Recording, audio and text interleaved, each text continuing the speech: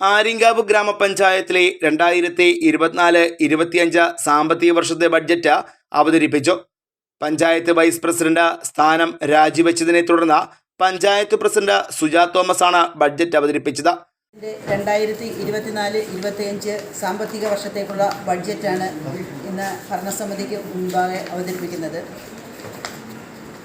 മുൻകാല ബഡ്ജറ്റുകളുടെയും വാർഷിക പദ്ധതികളുടെയും നടപ്പിലാക്കിയ പ്രാദേശിക സാമ്പത്തിക വികസനത്തിൻ്റെയും സ്വയം പര്യാപ്തതയുടെയും ദിശാബോധം ഉൾക്കൊണ്ടുകൊണ്ടാണ് ഈ ബഡ്ജറ്റ് തയ്യാറാക്കിയിരിക്കുന്നത്.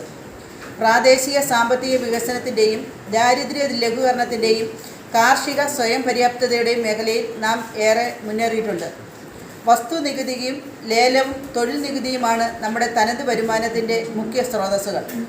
വസ്തുനികുതി പരിഷ്കരണം അടിയന്തരമായി പൂർത്തിയാക്കിയാൽ മാത്രമേ നമ്മുടെ വരുമാനത്തിൽ വർധനവുണ്ടാകാൻ സാധ്യതയുള്ളൂ. അതിനുള്ള നടപടികൾ തുടങ്ങിക്കഴിഞ്ഞു.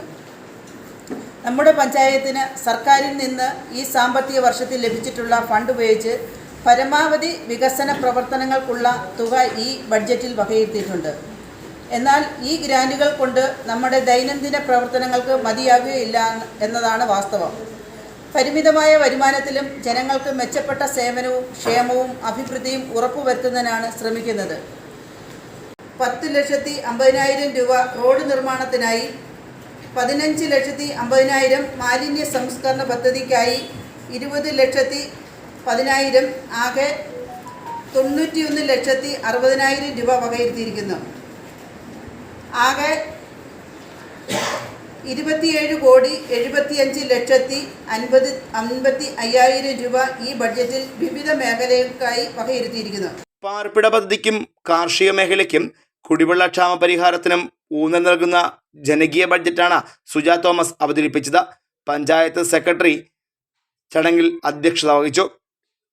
27,89,65,662 രൂപ വരവും 27,75,55,000 രൂപ ചെലവും 14,10,10,662 രൂപ മിച്ചവും പ്രതീക്ഷിക്കുന്ന ബഡ്ജറ്റാണ് അവതരിപ്പിച്ചത്. ഭവൻരഹിതർക്ക് നികുതി വരവ് കൂട്ടുന്നതിനും ഒപ്പം ചിലവ് കുറയ്ക്കുന്നതിനും നടപടികൾ സ്വീകരിക്കും. കൃഷി, മൃഗസംരക്ഷണം ഉൾപ്പെടുന്ന ഉൽപ്പാദന മേഖലയ്ക്ക് പ്രത്യേകം ഊന്നൽ നൽകും. സേവന മേഖലയിൽ അംഗൻവാടികളുടെ പ്രവർത്തനം, പ്രാഥമികാരോഗ്യ കേന്ദ്രത്തിന് മരുന്ന് വാങ്ങൽ, കുടിവെള്ള വിതരണം എന്നിവയ്ക്കും ബഡ്ജറ്റിൽ സ്ഥാനമുണ്ട്. Fox TV news bureau, Aryankavu.